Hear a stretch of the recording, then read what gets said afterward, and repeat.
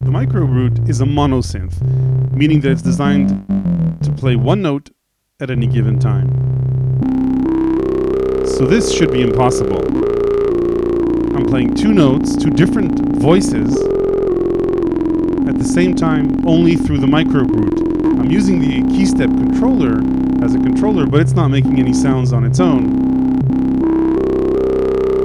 All the sounds you're hearing are coming out of the MicroBrute itself. So a bit about what's going on behind the scenes. The left hand is sending a signal through the MIDI cable, and that's being played using the main oscillator. And the right hand is sending CV pitch out, and that is the filter resonance self-oscillating and generating a second voice. And there's a little trick you need to do to make this work, which I'll show you. If you don't have a keyboard like the KeyStep that's capable of sending out both MIDI and CV out, you can use the sequencer, the MicroBrute sequencer, to play one note or one sequence with the main oscillator. Here it's a simple bass line, which I can transpose.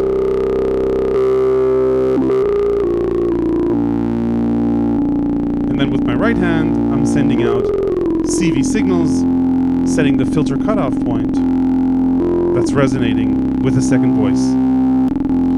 If I sync the tempo to the tempo of the sequencer, I can also use the arpeggiator at different speeds for different effects.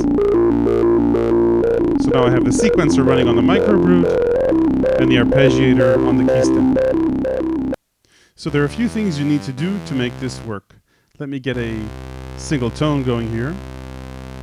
So the filter of the MicroBrute is self-oscillating, which means if you bring up the resonance, it will make its own tone, its own voice, separate from the main oscillator. Now this cable is connected to the KeyStep pitch out, CV pitch out, which sends 1 volt per octave signals out. And I've hooked it up to the filter cutoff control input in the patch bay. The problem is that input doesn't take in 1 volt per octave.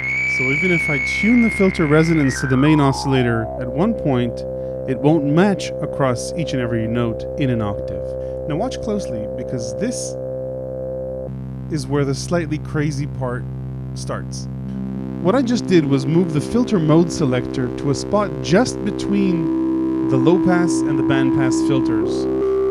And if I bring up the brute factor, now for some reason, the filter cutoff point in the patch bay starts to behave like it accepts 1 volt per octave.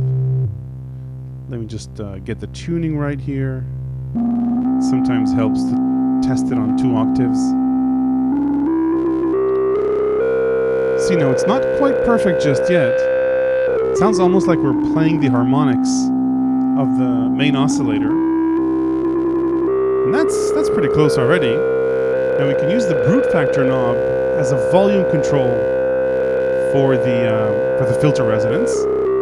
Now to fine-tune the sound even more, it helps if you play many notes across the scale and then start playing around with the main oscillator's harmonics and see how that plays off the harmonics of the resonance. So for example, if I take the sawtooth wave out of the mix, I'll just have my square wave affecting the self-resonating filter. And I can play with the relative mix of the filter oscillator and the main oscillator by adjusting the brute factor, fine-tune the tuning even more. If you invest a bit of time to fine-tune the relative tuning across more than 1 octave, it comes out pretty good. Let's bring some sawtooth back in.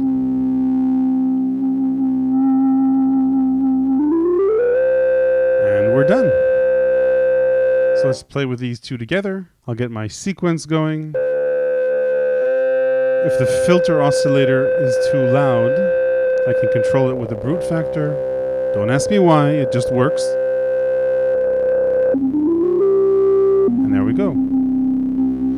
Okay, so now I'm controlling the bass line with my left hand on the MicroBrute keyboard, and I'm playing the filter resonance with my right hand using the Arturia KeyStep. But if you remember, in the beginning of this clip, I was using only the Arturia KeyStep to control both voices, but now that doesn't work. I have to use the MicroBrute's keyboard.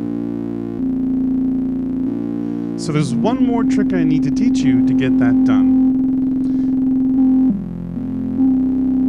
So let's stop playing the music. And first, I gotta connect my MIDI cable into the MicroBrute's MIDI in. Okay, that's all we need in terms of physical setup. So let's take a close look at what's happening here. You're hearing two voices, one played by the left hand and the other played by the right hand. Now I've got two keys pressed at all times.